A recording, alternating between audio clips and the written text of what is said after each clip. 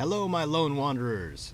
This is Katogenesis. In this guide I will be showing you the locations of all of the steel ingots in the steel yard in the Pitt expansion. There's 100 in all, and let's be thankful that they're in small piles rather than placed individually. The steel yard is rather large as cell interiors go, so I'm going to separate it out into 4 sections and have a counter on the lower right to keep track. The plan is to make this as quick and painless for us as possible.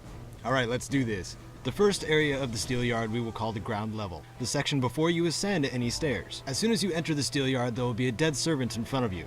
There are 2 ingots next to his corpse. This also shows you what to look for. Continue straight ahead after the truck and look to your left, and you will see 3 large bins and 2 dumpsters. You will find 7 ingots total in these containers. If you turn around from this location, you will be facing the train yard. Follow the tracks all the way to the end, to the collapsed tunnel. There is yet another dead servant with 2 ingots next to their corpse. At this point you can jump on top of the train car covered in rubble in order to get on top of the rest of them. Almost dead center of the train cars there's another 2 ingots on top of a yellow one, and 3 more in a large bin adjacent to them. And that's it for the ground level. Let's go into the supply plant. After the entrance you will be in a room with an automated turret. There will be 3 ingots in plain sight. Continue forward and the path will split.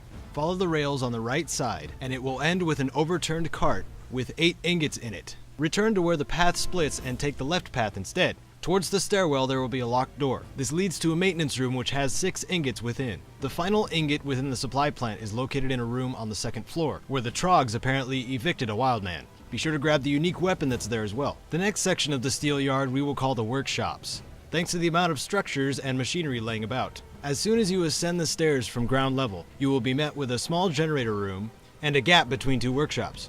There's 2 ingots in each of these spots for a total of 4. Loop around to the back side of the workshop and there will be a pile of tires under some stairs. 2 ingots are cleverly hidden behind those tires. Use the stairs to get up to the roof. And on the back side of the building there are several shelves, with 2 ingots on the very top and 2 towards the bottom. Go back down to the ground and continue your loop around the workshop. There's another in the back, and behind that is a small power station. It is there you will find a cart with 4 ingots inside. From the power station, go towards the front of the workshop. You will be met with a fence and a small path that leads you to another dead servant and 2 more ingots. We have just hit the halfway mark.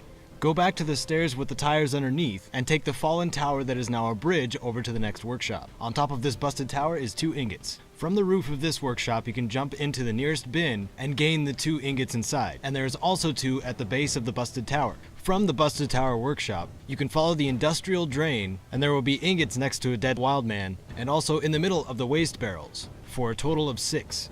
We are almost ready for the next section. The huge brick structure at the far side has a flight of stairs that will get you into the industrial section. In the middle of these stairs you will find 2 ingots. Before you go up any further, however, near the base of the stairs there is a generator and some pipes behind a fence, along with a deceased servant with 2 ingots next to him. You should now have a collection of 66 ingots, and we move on to the final section of the steel yard. Let's call this the industrial section. When you choose to take the stairs up the side of the brick building, our first stop will be a wildman outpost, where 2 ingots lie. Continuing in your ascension will lead you to some pipes that go over the train tracks and towards the supply plant. At the end of this pipe you will find some Trog leftovers as well as 2 ingots. When you get to the rooftop of this refinery, behind it you will see several rounded structures with pipes connecting them. There will be 4 ingots next to some medical supplies. If you stare at the industrial area and look left, you will see some massive silos. From the refinery you can jump down safely and retrieve the 4 ingots behind the left silo.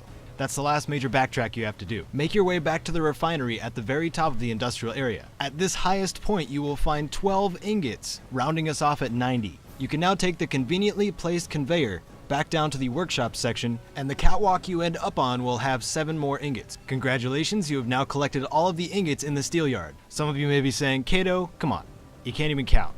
But I am speaking truth. The last 3 ingots are actually within the steel mill. After you collect the first 10 and return to Everett, some parts of fence will be ripped open by the Trogs, and the new path they open to you will lead you to several carts, one of which has the last 3 ingots. And there you are, the full 100 ingots within 5 minutes. If you found my guide for you helpful, I would love to have some more subscribers. If you're not ready for a commitment, a thumbs up would do just fine. I want you to know that I love hearing from you guys, and in most cases I will respond.